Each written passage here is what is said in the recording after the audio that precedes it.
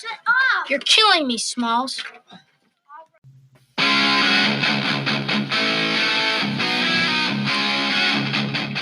Hey, everybody, and welcome to another episode of the Killin Smallz podcast. I am your host, Mike Small. You can follow me on Twitter at RealMikeSmall, and I'll follow you right back. Please give us a rating and a review, and you can listen to this podcast on Apple, Spotify, or wherever you get your podcasts. You can also listen to this podcast on YouTube, as we are a proud part of the Painted Lines Podcast Network. Folks, I think you're really going to enjoy today's podcast. My guest is none other than the great Kenny Albert. I know Kenny is the son of Marv Albert, and that's how a lot of you know him. But man, he has carved out quite a career for himself, and I think you're really going to enjoy hearing how he got to where he's at now. I know you all know him as the host or the announcer for the Knicks, the Rangers. He's on Fox Sports, does nationally televised games for football and baseball. The guy's done just about everything, and you know what?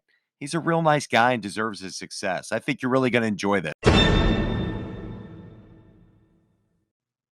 That's 7 straight misses for Detroit. And now the alley-oop. Robinson puts it down. All right, let's bring Kenny Albert onto the podcast. So, Kenny, we had a chance to meet last week in Philadelphia when the Sixers were playing the Knicks, and you were kind enough to say hello, and we got a chance to set this up. I'm really intrigued to have you on this podcast because I've been following your career for a long time. You know, I have to ask what it's like at a family function with your dad having that Marv Albert voice and your uncles, all sportscasters. What was it like growing up in that? Well, Mike, first of all, thanks for having me on. It was great. The opportunities to travel and attend so many sporting events as a youngster, I wouldn't have traded that in for anything. And I always joke that family functions back in the day with my father and my uncles, that was like the first all-sports radio station. WFAN came in 1987 in New York. They were the first, but well prior to that, I would sit there at dinners and other functions and just listen to the three of them talk about the various teams and events they were covering. So it was just a lot of fun. I can almost see it as a Saturday Night Live skit, you know, like, hey, pass the stuffing. Yes. You know, I've got to think that you guys have had a good time with that over the years. We really did, and I would just sit there and listen and kind of learn via osmosis. And then when I was old enough to tag along, I would keep the stats at the various games, whether basketball, hockey, football, and just learned so much by being in the broadcast booth. That wasn't a great impersonation of your dad, was it? I've heard many. It was pretty good. It was pretty good. He actually terrible? gives out grades. Yeah. He gives out grades. So if he were here, he'd probably give you a B+. You know what? I'll take that for sure. So, you know, I was reading about your background. It's fascinating. So you went to a game, I read. Wikipedia is a beautiful thing. And the stat person couldn't make it. So you were keeping stats at a very early age, and you ended up being the stat guy for the Rangers. Is that right? Right. Well, it was for the radio broadcast. So my father for many years not only did the Knicks games on radio and then television, but radio for the Rangers as well. So I tagged along with him. It was my 7th birthday present to a Rangers game in Washington, and the game was delayed. It was the first season of the Washington Capitals at the old Capitol Center, which became the US Air Arena in Landover, Maryland. And the game was delayed about 2 hours because the Ice Capades had been in town the night before, and the ice was actually blue. They couldn't get it back to white. So they had to work on it for a few hours. They finally, got it ready for an NHL game. And the person handling the statistics for the radio broadcast had to be up really early for a flight the next morning. So I think he left after the 2nd period, and I took over for the 3rd period of that game at the age of 7. That's amazing. And so did you know at that age, you know, following your father around, being a sports fan, obviously learning at the feet of greatness, did you realize at an early age you wanted to be a sportscaster? I did. I was probably 5 or 6, Mike, when my parents got me a tape recorder for my birthday. And I would start setting up my bedroom like a studio. I'd have the desk and then the bed in between and then the TV on the other side. And I would announce games into this tape recorder, really all sports. And it was never anything that was forced. I was never told I had to do it, but I just had so much fun doing it. And my friends would come over and they would be the color analyst. And when I was old enough, again, I would start bringing it to games and announce games into the tape recorder. And I was really fortunate in 10th grade back in 1984, growing up on Long Island. a small cable station, Cox Cable in Great Neck, Long Island, was coming to my school to film a girls' basketball game. They had 2 cameras and no announcers. And I knew the athletic director of my high school pretty well because I was the sports editor of the high school paper. I wrote for the town paper. I would fill in for one of the teachers as the public address announcer. So I was always around the high school basketball games, the boys and girls games. So he introduced me to the producer, a gentleman by the name of Roy Menton, and I volunteered to announce this game. And they clipped a microphone onto my shirt, and I sat there in an empty section behind the bench, and I announced the game. I knew all the players, and I had to learn the opposition, the names and numbers. And I spoke to Roy, the producer, after the game, and he said, "Hey, we have a lot of other games coming up if you're interested." And, you know, it wasn't anything they were paying anybody for. I didn't care. I just wanted to get the experience. And I probably worked hundreds of games, high school, college, in the area as well, basketball, hockey, baseball, football, lacrosse, soccer, you name it. And I would bring friends along as the color analyst. And I did that for 3 years in high school. And I felt like I had so much more experience than other kids at the time who might not have gotten an opportunity until their college days. So those 3 years were invaluable. Went to school at NYU in New York. We had a terrific Division III basketball program. I'm asked oftentimes, why did you go to NYU and not to one of the other broadcasting schools like a Syracuse or a Northwestern or Fordham or some of the other schools that have great broadcasting programs? And there were a couple of things. First of all, I wanted to go to school in an NHL city. I didn't want to be away from the NHL for 4 years. So I considered Boston, Washington, New York. But I also felt that if I went to one of those schools, sometimes you don't get an opportunity on air until your junior or senior year. They're terrific programs. And I have many friends that came out of some of those schools, Syracuse and Fordham, who were among the top broadcasters in the country. But at NYU, again, it was a Division III basketball program. We did not have football. We did not have baseball. But each year there were only 5 or 6 of us who wanted to be on the air. So we had the opportunity to work just about every game, which again was also invaluable experience for us. And you know, when I look back, the 3 years in high school and the 4 years of college, I probably worked hundreds and hundreds of games that other people, you know, wouldn't be able to come close at some other schools. You know, it's amazing. Your voice sounds like your father's, but it's distinct. It's your voice. I always know when it's you when I watch a game. How long did it take you to get that voice to where, I mean, obviously you've gotten older and matured and it's gotten deeper, but when you were doing those games, did you have a good voice right away? Or was it natural, or did you have to work at it? I probably thought it was good then, but when I listen back to some of the tapes, it doesn't even sound like me. Yeah. And I'm sure we can all say the same thing from when we were 18, 20, 22 years old. There were no real tricks of the trade. I didn't do anything voice-wise. It just developed, I guess.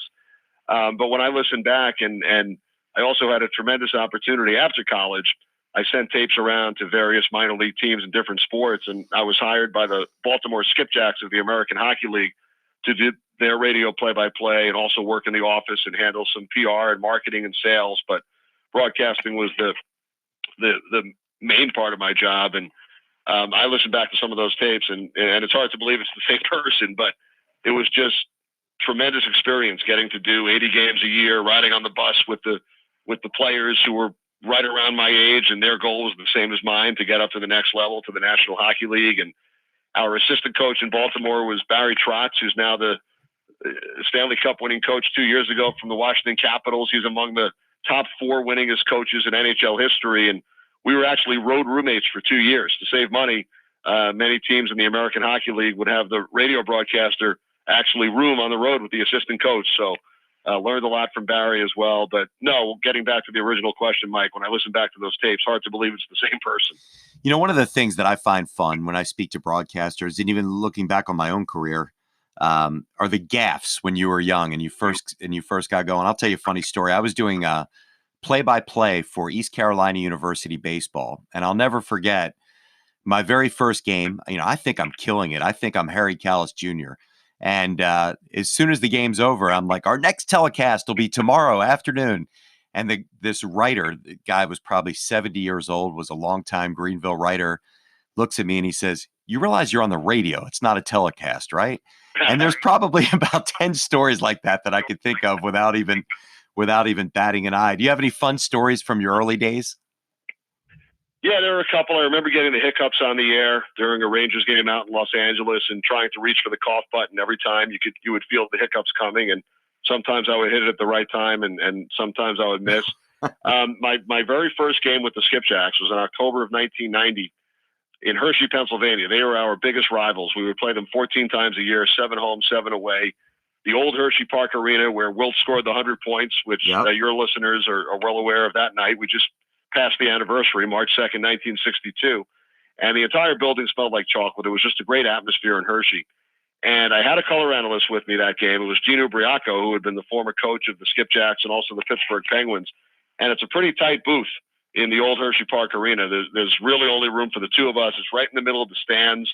The fans are all around you. And back then, as I'm sure you were in college as well, I was my own engineer. We didn't have a technician. So we had this antiquated equipment, probably from the 1960s or 70s, that I had to set up. And I'm somewhat technologically challenged, so that was not necessarily my forte. And this is my first game as the broadcaster with the Skipjacks. I had worked a couple of games. I had filled in on some New York Islanders games the year before. So it was my 5th or 6th professional broadcast. And I had to plug the equipment into a phone jack underneath the desk where we were sitting to broadcast the game from. And our station, I had given them sort of an emergency phone number. There were 2 phone lines, and I plugged the phone into the other phone jack. A lot different now with cell phones and internet, et cetera, but none of that existed back in 1990. And all of a sudden, in the middle of the second period, I'm calling the game. It's my first game. The press box is right in front of us. I get handed a note. Call your station, you're off the air. They had been trying to call me for 5 minutes on the phone, but the only problem is I have headsets on. The crowd is pretty loud. I can't hear a phone ringing right next to me. So they had to call the press box, and one of us, either Gene or myself, had accidentally knocked the phone cord out of the jack, and we were off the air for a couple of minutes. So I thought I was getting fired. I thought that was it. That was my first game. Fortunately, we never had that issue again. I do remember in college a couple of times, and once with the Skipjacks, having to actually broadcast a game through the telephone because there was an issue with the equipment. So we just plugged in a phone and handed it back and forth, myself and my partner, on those games, and did an entire game calling it through the telephone. You know what? I did a women's basketball game in college the same exact way. That's hilarious. It seems like we all have that same story about doing a game through the phone at some point in our careers. Absolutely. So I got to ask you, so your career is incredible. I mean, there aren't too many people out there. I can't think of any that do football, baseball, basketball, and hockey on networks for major sports teams. You know, you do the Knicks and the Rangers, but you're on Fox NFL and you've done a lot of MLB. I feel like you're probably had to have grown up more of a hockey fan. Is that accurate? I loved all sports as a kid. Hockey was my favorite. I played hockey. Wasn't that great, but did play through high school. We had a club team and then a club team in college as well. Hockey was definitely my goal as a youngster. That's what I wanted to do broadcast wise. But I loved all sports. And like I said, in high school, I was doing basketball games, baseball, football for Cox Cable. So, really fortunate to be involved in all 4. There's a list out there. There's about 15 of us throughout broadcasting history who have done all 4, NHL, NFL, NBA, and MLB. I'm pretty sure that over the last couple of years, I'm the only one at the current time involved with all 4. Many broadcasters do 2 and some do 3. But there are a number of others who have done all 4. And, if you told me back in the early 90s when I was just starting out, that I would do all 4 sports for this many years, I would have told you were crazy. But my first job, like I said, was doing minor league hockey. Moved on to the Washington Capitals with Home Team Sports down in Maryland and D.C., and I worked there for 3 years, and that was also a tremendous experience because I also filled in on NBA games, Baltimore Oriole games, did a lot of college games. I think I even had a game down at East Carolina back in 94 and 95, a basketball game. We did a lot of the CAA conference back then. And, that sort of opened my eyes to the potential of working other sports aside from hockey. And then a number of us were so lucky in the right place at the right time in late 93, early 94, when Fox and Rupert Murdoch acquired the rights to the NFC package away from CBS. CBS had it for over 30 years. And doing NFL football wasn't something I had ever imagined would happen, let alone ever, but at such a young age. At the time, NBC and CBS, were the primary Sunday networks of the NFL, and all of the play-by-play broadcasters were, well into their 40s and 50s and had been doing it forever. But when Fox came along and, acquired the NFC package, like I said, from CBS, their plan at the time was to hire a bunch of the veteran crews from CBS, and they hired Pat Summerall and John Madden, of course, and Dick Stockton and Matt Millen. And then Kevin Harlan was the number 3 play-by-play man. He had been doing the Kansas City Chiefs on radio for about 10 years. And then they decided to hire a bunch of young broadcasters, both on the play-by-play and color side. And myself, Joe Buck, and Tom Brenneman were all hired for that 94 season. I was 26, Joe was 25, Tom was a couple of years older.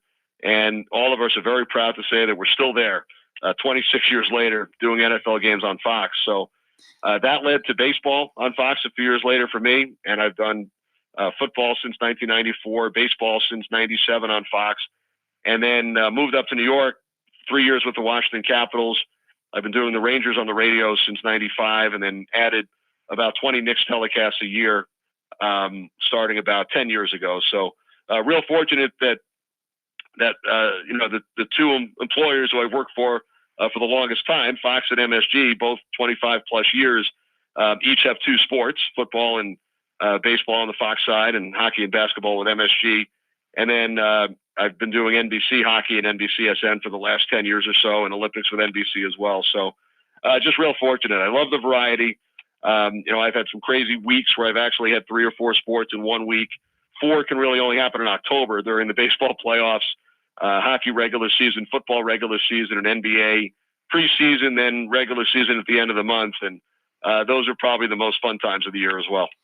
You mentioned Tom Brenneman and you mentioned Joe Buck. The 3 of you have something in common. You've got famous fathers in the business. Now, I think anybody that's listened to this podcast so far and anybody that knows your background knows that this isn't nepotism. You have earned your way in there. You've done you've done all the right things, and you've been working at this for a really, really long time. Is there almost a kinship between the 3 of you based on, growing up the sons of very famous broadcasters?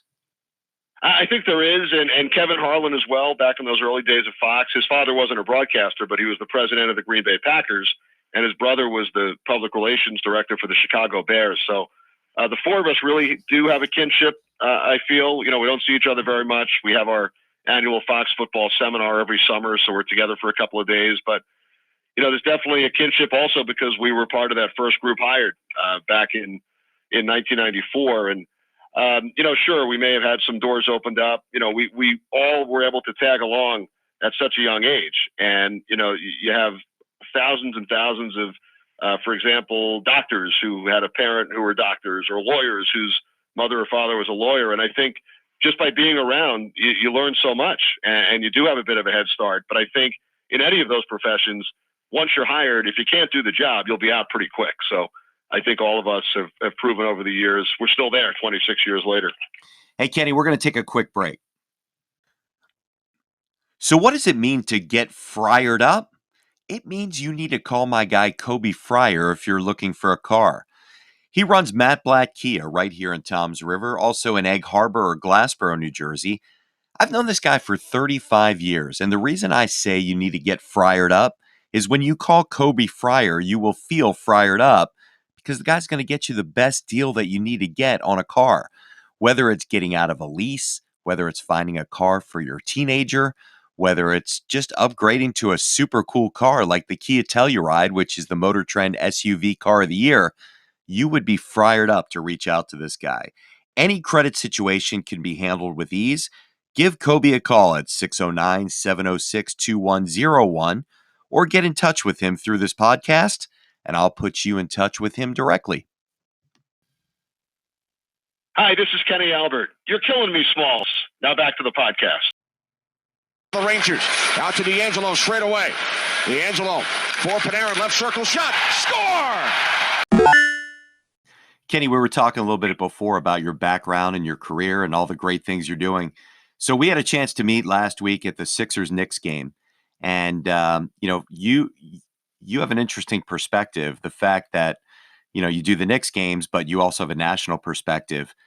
The Sixers are a crazy team, man. We thought that, forget about the process. We thought this was the year that it was all going to come together. The Al Horford thing hasn't fit. Ben Simmons is hurt. Embiid has been hurt. Tobias Harris is good, but he's not great. And it just hasn't come together the way many of us thought. What is your perception of this team? Well, can they play every playoff game at home? That's my first question. Yeah, that'd be nice, right? I'm fascinated by the fact that as we speak, the Sixers are 28-2 at home and 10-24 on the road. I don't know if I've ever seen that disparity in any other sport, home and road. Obviously they've had some injury issues, but when you have a healthy Embiid and a healthy Simmons, and then add a Tobias Harris as they did during the offseason, if they're all healthy and at their best during the playoffs, obviously Milwaukee sort of running away with the conference at this point. The Raptors have done a fabulous job, but I think you have to put the Sixers right there with a healthy squad. But again, they'll have to figure out this home and road thing because that's just crazy. What about, let's transition to hockey too, because you obviously are very well known as one of the voices of the Rangers. This Flyer team's been pretty exciting this year, especially I'm sure you know Alain Vigneault pretty well from his time in New York, right? He's done a terrific job everywhere he's been, and no different this year with the Flyers. He spent 5 years with the Rangers, like you said. He took them to the Stanley Cup final in his first season in New York in 2014. They went back to the Eastern Conference final the next year, won the President's Trophy as the best regular season team. Also went to the final with Vancouver in 2011. And I worked 3 straight Flyers games last week, actually. One was on radio, Rangers Flyers last Friday, the night after I saw you at the Sixers-Knicks game. Then I worked the Flyers-Rangers game on NBC last Sunday, and then a Flyers game in Washington on NBCSN a couple of nights later on Wednesday night. So I hope you're collecting frequent Amtrak points. Exactly. It was a big Amtrak week, but the Flyers have had a terrific run, especially over the last 2 or 3 weeks. And, when you look at some of their top players, the veterans who have been here for a while, Claude Giroux, Sean Couturier, Jake Voracek, they're continuing to play well. But then when you add some of the additions during the offseason, Kevin Hayes, who they signed as a free agent, the former Ranger who was traded to Winnipeg late last year, he's had a terrific first year in Philadelphia, first of 7 on his contract. And by signing or acquiring a couple of veteran defensemen, Justin Braun from San Jose and Matt Niskanen from Washington. Niskanen's won Stanley Cups. Braun has been to the Stanley Cup final. They've really done a great job kind of settling down a young defense core.